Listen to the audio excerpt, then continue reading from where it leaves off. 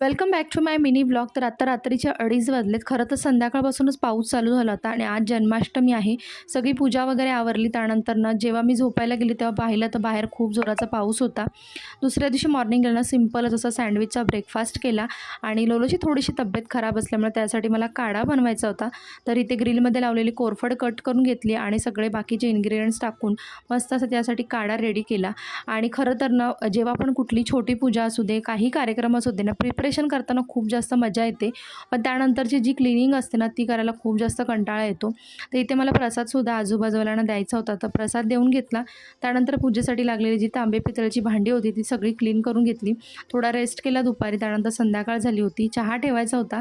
चहा ठेवायला किचनमध्ये आली आणि हा पार्लेजीचा पुडा होता ना, तर तो बघून मला माझी काही डाएट आवरली नाही, तर थोडीशी मी बिस्किटं चहासोबत खाल्ली. त्यानंतर इथे कपाट आवरायला घेतलं, कारण आज काही मोठं काम करायचं नव्हतं, त्यामुळे हे केलं.